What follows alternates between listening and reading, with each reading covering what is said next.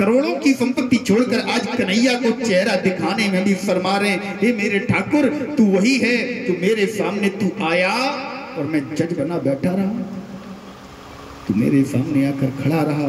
इसलिए महाराज उस दिन से संकल्प ले लिया, जब तक प्राण हैं तब तक बैठेंगे नहीं। और आज भी जज साहब आज तक बैठे नहीं। 15 वर्षों से तो हम देख रहे हैं। बताते हैं गुरुजन महाराज 30 वर्ष हो गए जब जज साहब इस वृंदावन में आए थे।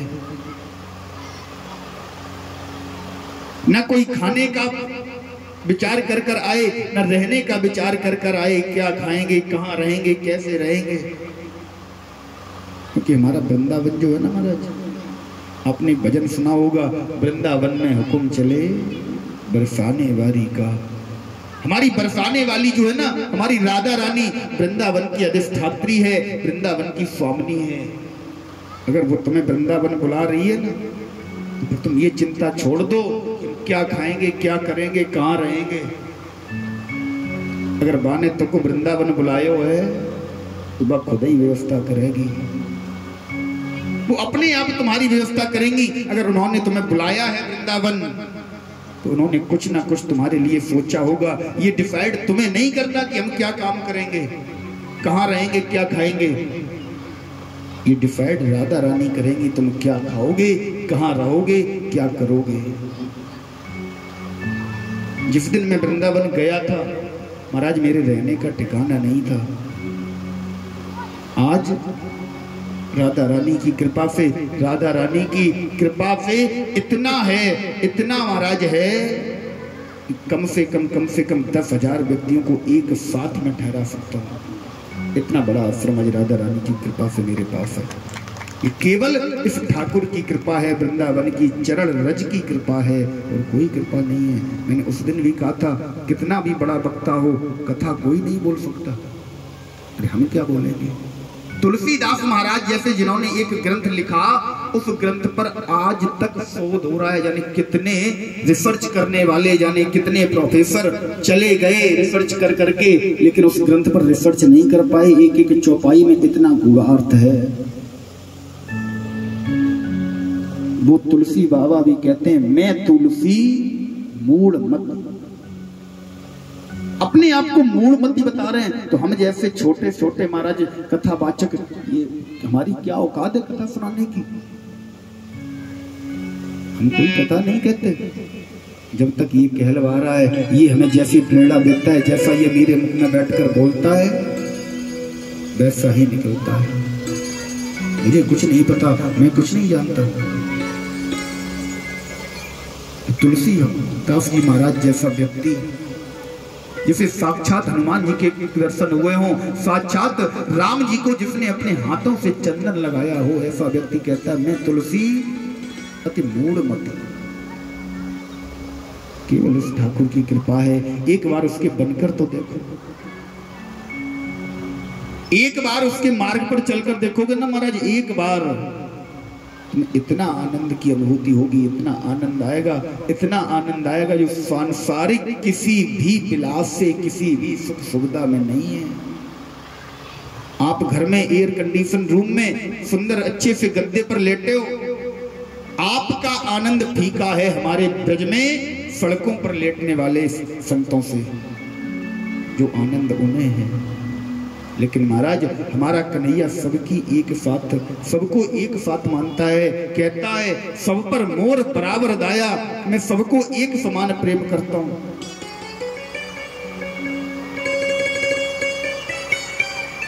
गलती पता है कहां हो रही है?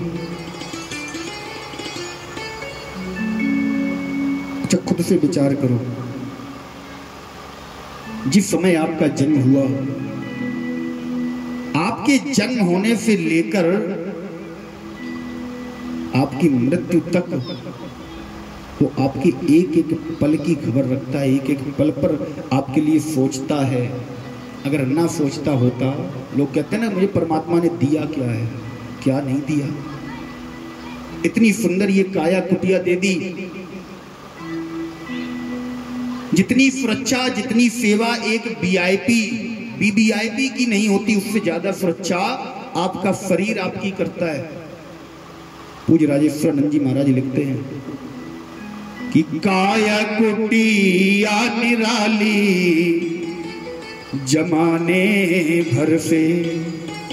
ये काया कुटिया है ना, किसी वीआईपी को भोजन दिया जाता है तो कैसे दिया जाता है? आप कहते हो ना कन्हैया ने मुझे कुछ नहीं दिया। कोई वीवीआईपी पर्सन हो उसे भोजन कैसे दिया जाता है? महाराज कम से कम 3-4 जगह चेक होता है तब उसे खाने को दिया जाता है। आपके सामने भोजन आया, आपके पास भी 4 व्यक्ति, हमारे कन्हैया ने 4 नौकर 4 सर्वेंट आपकी सेवा में छोड़े हैं। सबसे पहले जैसे ही भोजन आया महाराज हाथों ने छूकर देखा, गर्म तो नहीं है, खाने योग्य है। कितना सुंदर नौकर, कुछ भी काम करवाओ। हाथों ने छूकर तोड़कर आगे बढ़ाया, दूसरे नौकर के पास नासिका ने सूंघ कर देखा, खाने योग्य, सड़ तो नहीं गया, बदबू तो नहीं आ रही। नासिका ने आगे बढ़ाया, जिब्या के पास, दांतों के पास, दांतों ने काटकर उसे आपके पचाने योग्य बना दिया। तीसरा नौकर, चौथा नौकर जिब्या, जिब्या ने बताया ये तीखा है, नमक कम है, मिर्च ज्यादा है, कैसा है, खाने योग्य है, ठीक है। तब जाकर वो भोजन आपको प्राप्त हुआ। आप कहते हो दिया क्या? अपने शरीर से ही देख लो महाराज, करोड़ों का बंगला, अरबों का बंगला ये दे रखा है और क्या चाहिए? कहते महाराज हमें कुछ नहीं दिया, पड़ोसी को दे दिया, तुम्हें भी दिया, सब पर मोर बराबर दाया, सबको उसने एक समान दिया। जिस समय बालक का जन्म होता है ना, उस दिन से कन्हैया हमारा परमात्मा केवल एक ही फिराक में बैठा रहता है कि मेरा बालक, मेरा पुत्र जो एक नाटक मंच पर गया है, एक अभिनय मंच पर गया है, ये मेरे पास लौटकर कब आएगा। एक उचित समय के बाद जब उसे आपकी याद आती है ना, तो वो आपके पास एक पत्र भेजता है।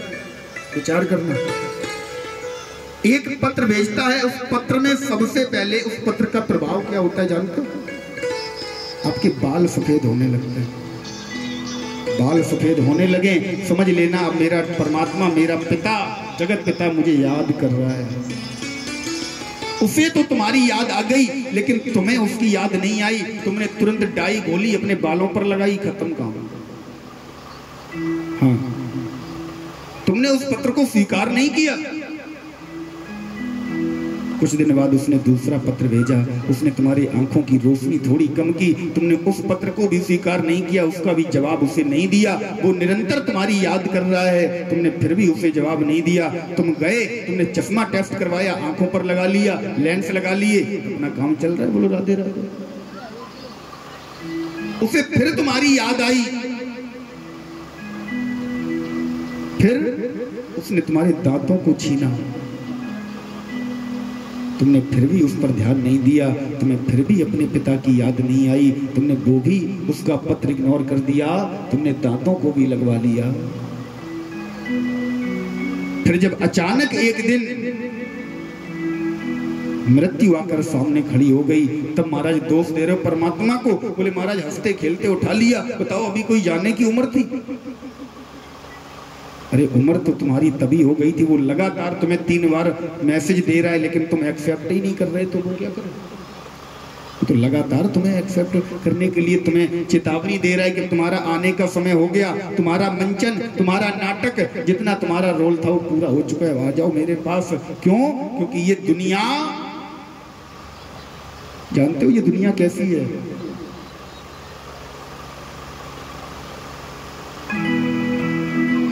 जानते हो ये दुनिया कैसी है? लिखा है किसी कवि ने, न तारा है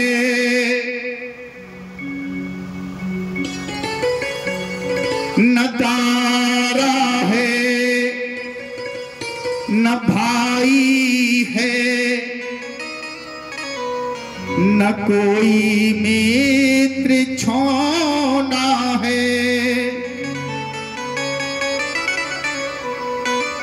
यहाँ कोई किसी का नहीं है। दारा माने होता है पत्नी। न दारा है न भाई है, न कोई मित्र छोना है।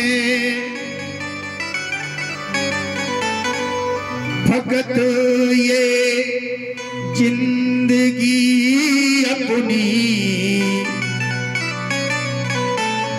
बस मिट्टी का खिलौना है।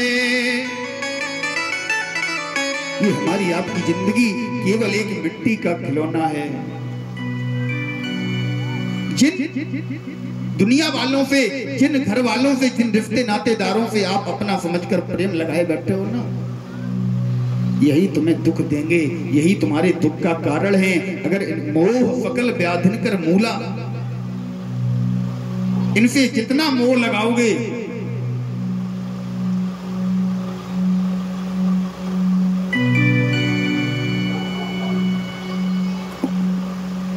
इनसे जितना मोह लगाओगे महाराज, उतना ही तुम इस माया जाल में फंसते चले जाओगे। जिन्होंने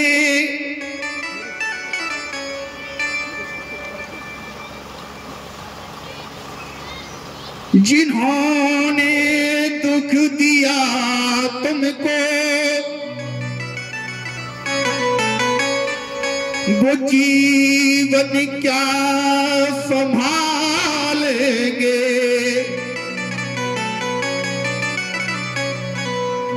चलेगा जब यहाँ से तू, तो ये कपड़े तक उतारेंगे। यहाँ हर आदमी का आखिरी मिट्टी बिछोना है। प्रत्येक आदमी का, प्रत्येक व्यक्ति का यहाँ पर मिट्टी ही आखिरी बिछोना है। जब तक जीवन है, कितने भी सुख सुविधाओं में पलना, कितने भी महाराज ऊंचे ऊंचे आसनों पर, सुंदर से सुंदर, महंगे से महंगे गद्दों पर लेटना, लेकिन अंत समय जब आएगा तो केवल यहाँ हर आदमी का आखिरी मिट्टी बिछोना है। इस बात को भूल जाते हैं। उस परमात्मा ने हमें यहाँ कुछ काम के लिए भेजा है, कुछ उद्देश्य के लिए भेजा है। उस उद्देश्य को भूलकर, उस काम को भूलकर इस नाटक को, इस सपने को सच समझ बैठते हैं। और सच को ही महाराज, जो सच है, मैंने उस दिन भी कहा था, वो दिखता नहीं है, और जो दिखता है वो सच है नहीं। इसलिए उस परमात्मा का चिंतन करो। मैं ये नहीं कहता दिन रात सारे काम बंद करके अपनी जिम्मेदारियों से हटकर उस परमात्मा को ध्याओ, नहीं। सारे कामों को करिए, लेकिन उन कामों में से थोड़ा सा समय। अच्छा एक बात बताओ, आपका कोई भी रिश्तेदार, कोई भी संबंधी जिसे आप 1 महीने, 2 महीने, 3 महीने याद ना करो, और फिर आपको जब अचानक उससे कोई काम पड़ जाए, तो क्या वो आपके काम आएगा? नहीं आएगा। ताने देगा, अरे तुम तो महाराज हमें याद ही नहीं करते। आज जब काम आ गया तो तुम हमें याद करने लगे। वही जब तुम इसके दरबार में जाओगे ना, जब इसके सामने खड़े होगे, यम के दूत कड़ियां बेड़ियां लगाकर तुम्हें खड़ा किए होंगे, तब तुम कहोगे प्रभु हम तो आपके पुत्र हैं। तब ये भी कहेगा सारी जिंदगी तूने मुझे याद नहीं किया, आज जब काम पड़ा तो तू पिता पुत्र का नाता लगा। इसलिए इसे प्रतिदिन बुलाया करो, इससे संबंध अच्छे बनाकर रखो, कि अंत समय में यही काम आएगा। प्रतिदिन इसे बुलाया करो।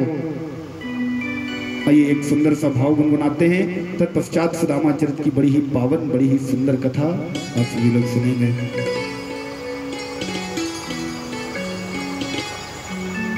गोविंद चले आओ, गोपाल चले आओ, गोविंद चले आओ, गोपाल चले आओ।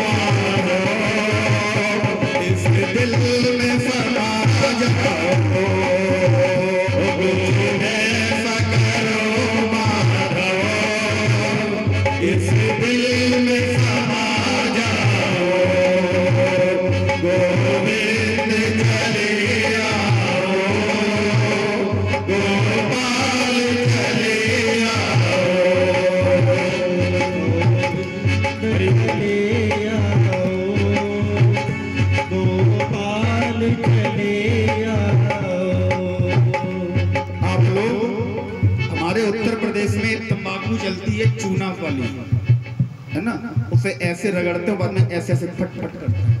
यही समझ में आ रहा है जितने भी लोग बैठे हैं बस वही तंबाकू बना के फट फट फट फट करते हैं। ताली बजाई कैसे जाती है पता है? उठाइए दोनों हाथ, गोविंद चले आओ, गोपाल चले आओ, गोविंद चले आओ, गोपाल चले आओ, हे मुरलीधर माधव,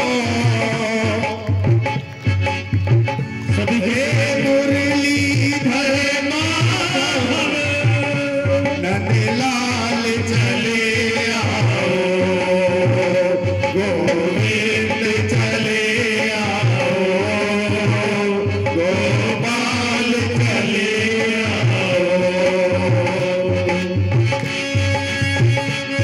सभी तालियों की सेवा दें और मन में भाव लाकर सभी अपने मन में गुनगुनाए, तभी गोविंद दौड़े आएंगे, चले आएंगे। जय जय श्री राधे।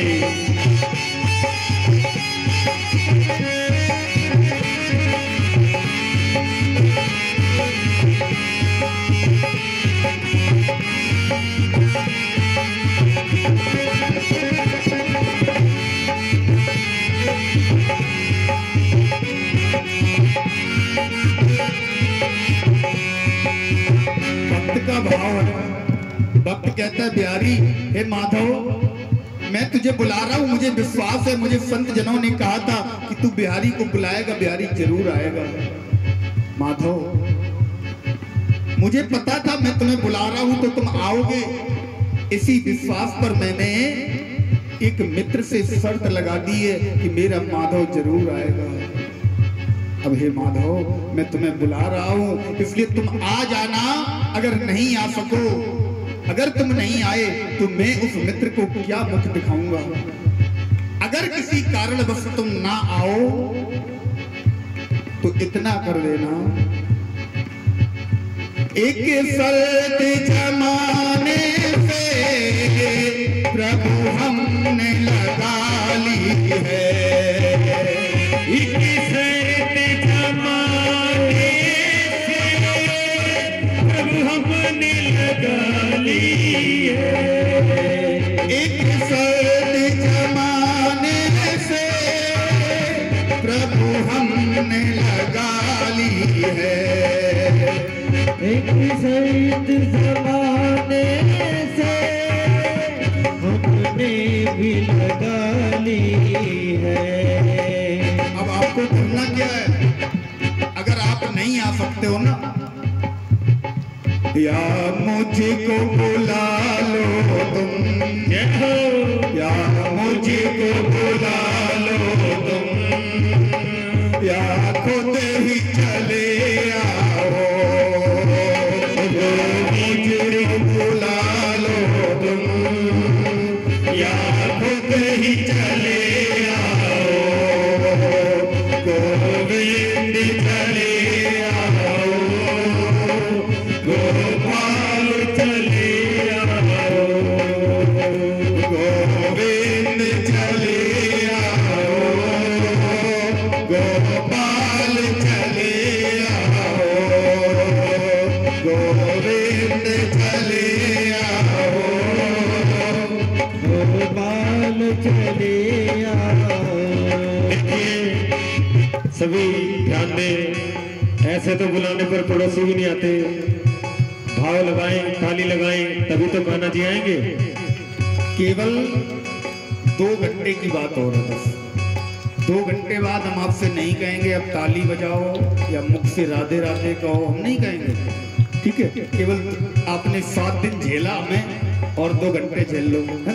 बोलो राधे राधे, राधे राधे, राधे राधे की जपले तू माला, मिलेंगे तो है गोपाला, राधे राधे की जपले तू माला, मिलेंगे तुझे गोपाला, राधे राधे की जपले तू माला, मिलेंगे तो है गोपाला, राधे राधे की जपले तुम्हारा मिलेंगे तुम्हें गोपाला मिलेंगे तो है गोपाला मिलेंगे तो है गोपाला मिलेंगे तो है गोपाला मिलेंगे तो है गोपाला राधे राधे की जपले तुम्हारा मिलेंगे तो है गोपाला राधे राधे की जपले तुम्हारा मिलेंगे तुम्हें गोपाला राधे राधे की जपले तुम्हारा मिलेंगे तो है गोपाला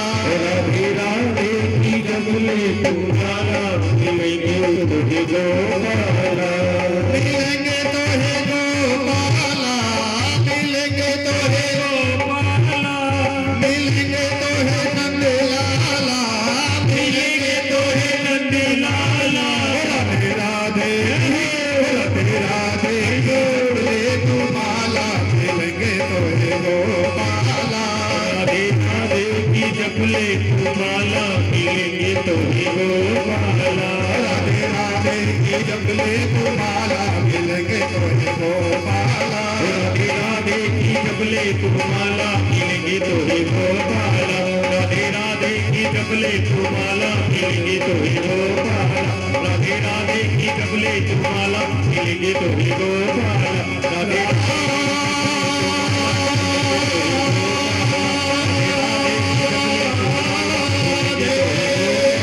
राधे राधे की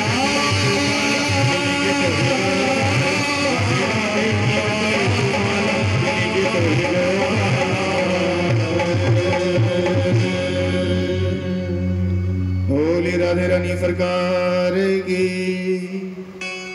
प्रेम से बोलो राधे राधे जय।